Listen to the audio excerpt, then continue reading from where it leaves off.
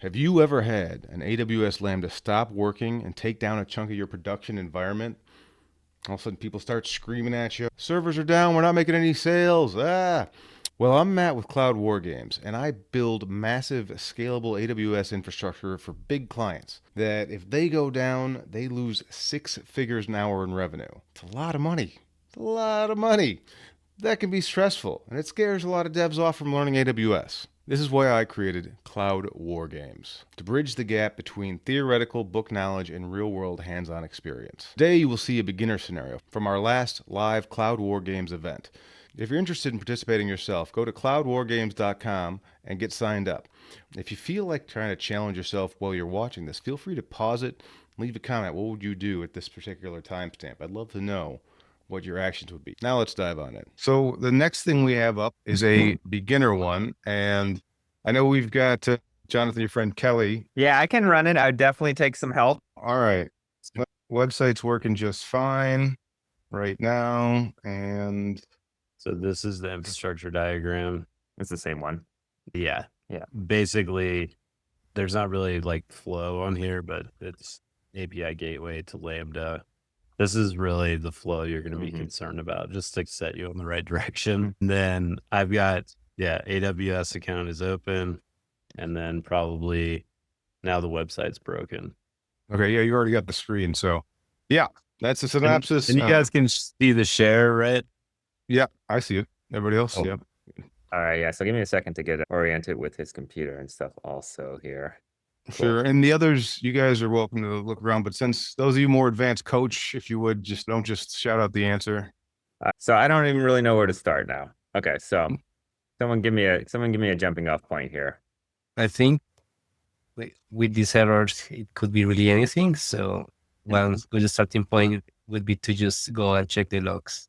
You could go to the APIs, or log, just to see the name of the Lambda that is being involved.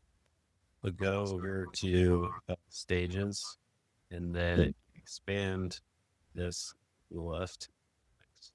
So that tells you this URL is pointing to a Lambda. So if come over to the other console, like the next tab, and then go to Lambda. There's hot tip. There's only one Lambda, or there's two actually. All right. And the only way I think if you were to edit it, you could figure out which Lambda it was, but you just click on one of them. One, do you remember where to see the URL of the Lambda? I don't recall the UI.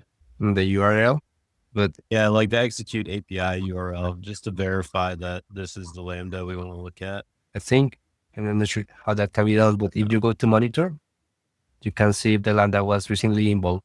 So right there, Juan did a brilliant thing and he checked the metrics. I can't stress how important it is to check the metrics, check the logs, to see if it's even being invoked.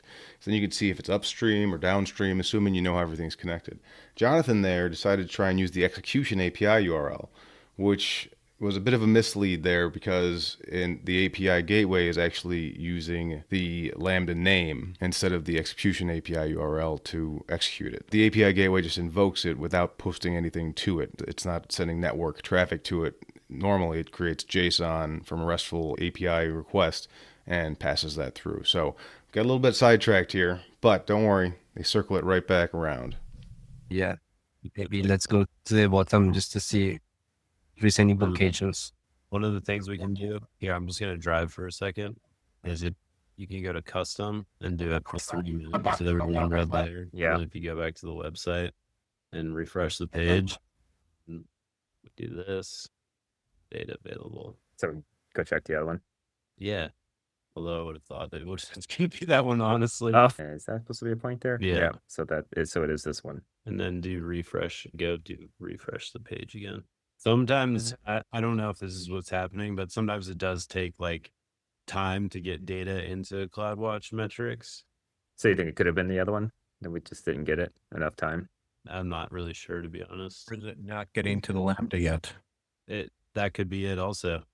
Can we look at these logs? So that's one thing we can do. But if we look at the infrastructure diagram, we see traffic flows through API gateway to Lambda. So just wanted to look at the logs to see what was going on. The first thing, like the first step in the flow is API gateway. So maybe we should look at the API gateway logs. All right, how do we do those? So I don't think there's a direct link from within API gateway, but if you search for CloudWatch, you can just open the tab or this tab. And then go to log groups. It should be the P14. And This one? yeah, Yeah, that one. P14. Yeah, let's open the first one. and then you're gonna want to go down to 30 minutes and then what you can do is go refresh the page again. Maybe I should just do It takes around a minute to. Yeah. So you could set the time to Yeah. 5 minutes or maybe 3 minutes. See what I like to do is it's gonna cost Matt money, but if we start tailing the logs, So I just want to pause and clarify what Jonathan did there is they were talking about the logs and how long you should set it to. So the logs are insanely scalable and it's not like a one in, one out SQS like fast as can be. The logs need to be designed so a lot of things can consume them. So they don't always show up right away as they're kind of propagating out to whatever server your CloudWatch UI is pulling down from. And what Jonathan is doing is basically turning on tail. And I have a video for this. Go to schematical.com/posts and it'll be somewhere in there. But that allows you to tail the logs in real time. And you can do it from the command line too, which is pretty cool. And he's right, it does cost a little bit. I've talked about this before. Giving people read-only access does not mean that they cannot spend money on your AWS account. If they run big queries against, say, CloudWatch Insights, or if they turn on tailing on the logs, it can cost you something. So be aware of that. Fun tip. But yeah, he's just turning on tail right there, so you'll see the logs as they come in almost in real time, a little delayed, but it's better than just hitting refresh. sorry, I just It's fine. No, it's All right. fine. You're good. All right. So I'm just going to highlight something for you because you probably don't know these logs, but this is basically saying that the request was allowed through API gateway. This is like doing basically usage checks. Then this is like your actual request get. And then if you look at the next log, Yeah, we got 200. so it's failing. We're seeing that it's sending the request to the Lambda because it's saying Lambda execution failed. So the problem is after API gateway in some way, like whether it's communication between the API gateway and Lambda or the Lambda is failing for some reason itself. Like that's what we can establish from this. And then this is the actual error code that the API gateway is sending back is the method completed with status 502. Awesome. Juan? We know that the Lambda is throwing errors, but we need to know the actual error in the Lambda. We could also open the Lambda log groups, right? Yep, that's a great idea. So if you just go, you can either go to the Lambda or you can go back to CloudWatch log groups. Where was I with that?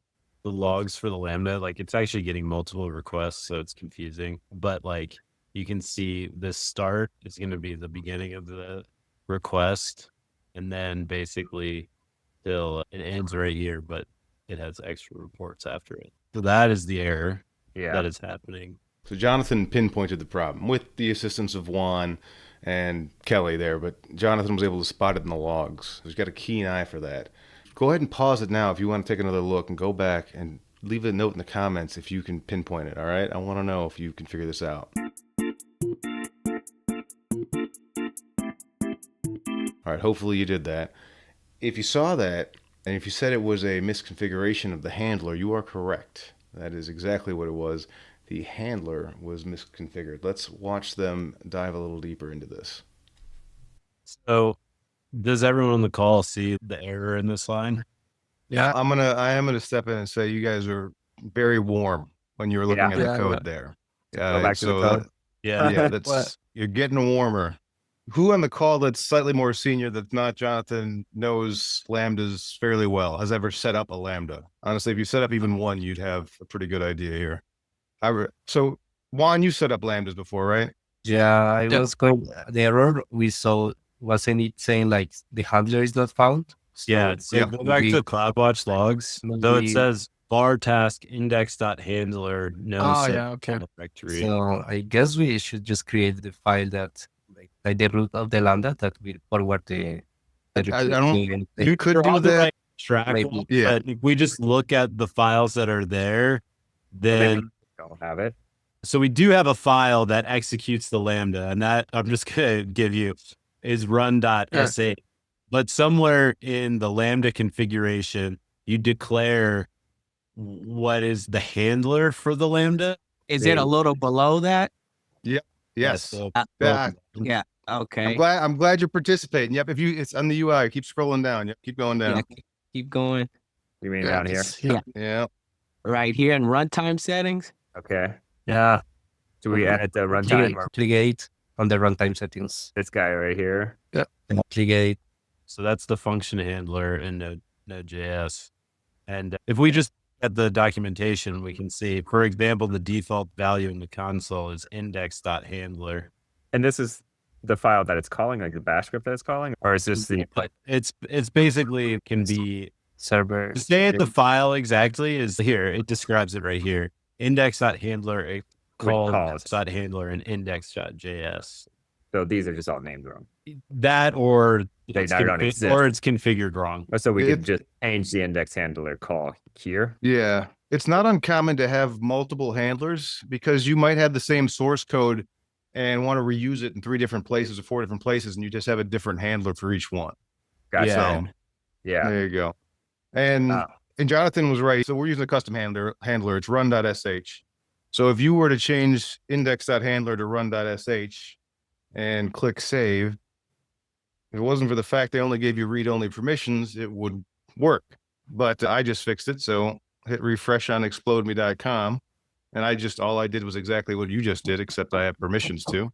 And we are back up and running. Cool. That was all right. Cool. Yeah. And that was a tricky one because the default is index.handler. And so I just switched it back to the default and just was curious if anybody would notice. Like if you're experienced with this, you'd be like, oh yeah, index.handler. That's like that's like the basic one. So good teamwork, everybody. That's awesome. Awesome. Thanks for the patience and the support, everybody. So the next steps are to do the after action report. What that is where we all go around in a circle and talk about how we could have gotten to the conclusion faster, what we learned, very important steps after dealing with any outage in production or just during a game. Let me know in the comments what you would have done faster, all right? I'd be very curious if you had any suggestions on how we could have improved our game there. I'm actually doing a whole series on this in my daily writing. You can sign up to get my daily writing, my newsletter at schematical.com if you're at all interested. Meanwhile, let's dive back on in. After action report. Does anybody have any suggestions? I'm actually collecting pro tips that I'm going to put into content here that I'm just like, oh, you guys are giving me some good stuff. Because you said multiple times about the logs there. I think that's good. 1 minute's too small, in my opinion. The logs, they take a minute to propagate. 5 minutes is usually my golden spot for when I'm trying to find stuff, is right there. But the tailing works too. Tailing works really well, especially if you want to spend the money on it. Cool. Anybody else have any other kind of observations about things we could have done better or improvements, things like that? Do you have any feedback, Kelly? I felt pretty good about it. I'm obviously pretty new at it. I know about all these services. I just haven't worked with them in depth enough to see. So for me, it brings a lot of things together. That's really useful.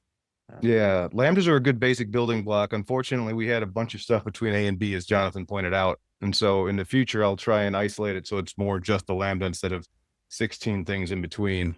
But as you get into this more and more, this is nothing compared to an infrastructure. I got clients that have 75 Lambdas and dozens of microservices, stretch cost multiple accounts for each environment, and it gets wild. Yeah, imagine if I were sitting by myself working on this and it took a lot longer because I didn't have all the support. It would be really useful also just to have to do that much digging. Remind me to send you async challenge 1 and 2. They're very basic compared to this. I'd love to get your feedback on them. Sure. So it's something that I designed for people to do on their own. Oh, So I'll send that to you because there's 3 or 4 building blocks as opposed to the about a dozen that are in here. Awesome. Hey, Matt. Cool. Yeah. Is this a common real world issue or scenario? Yes. Yeah. Default handler, something like that. Yeah. I've seen that before plenty of times. People deploy stuff and maybe they don't set what the handler should be, especially say I want to use the same Lambda code base to do 3 things. Let's just say I've got the same code for like a background worker that runs on a cron, which ironically is our next thing. And I also wanted to use the same code and classes in there for the web server. And maybe I even have another one for, I can't think of a third example, and I want to use the same code base. If I upload it to Lambda, the same exact code base, I might need to say, worker.handler. I might need to say GQL.handler. That's another one. API. So maybe we have it for the front end, which is just index.handler or handler. And we have another one for API, which is API.handler. So you might have 3 or 4 handlers and you just have the wrong one assigned. So you're like, oh, why are these API requests responding with HTML? It's because it's routing it to the code that handles the front end inside the Lambda. Does that make sense? Yes, it does. Thank you. Yeah, yes. It's common enough. I would say that if you are doing it that way, just to expand on that a little bit, like you probably like an optimal build chain would actually only package the files that you need for your particular Lambda for each one, because otherwise you're going to be using more memory per Lambda if you're packaging in a bunch of unnecessary code. That's more of like an efficiency thing that might not matter in most use cases, but could be a best practice. But it's definitely very common to have a code base that has 10, 20 Lambdas, the code for all of them. And yeah, that makes a lot of sense. I can just feel the YouTube comments of the monolithic repo people versus the microservice people just button heads right now. But it doesn't matter. The serverless people are going to be button heads with the server people anyway. So whatever. Another hot tip with using CloudWatch log tailing is you can use the AWS CLI for that. And it's actually like really nice because you can do like splat operators for multiple log groups, and then you can grep in your terminal and things like that for only terms that you want. It's really handy. So you can basically like tail CloudWatch logs just like you would a log file in the terminal, which is, yeah, it's really nice. So that was scenario 2, the beginner scenario from the last Cloud War Games live event. If you want to get in the next one, which is Friday, by the way, so hurry up, then go to cloudwargames.com and get signed up. If you're already signed up, then you should have a links in your inbox to get signed up. If you liked what you saw today or learned something, leave a like. If you have questions, feel free to leave a comment. I'm happy to answer them. With that said, I'm Matt with Cloud War Games, and let's start some server fires.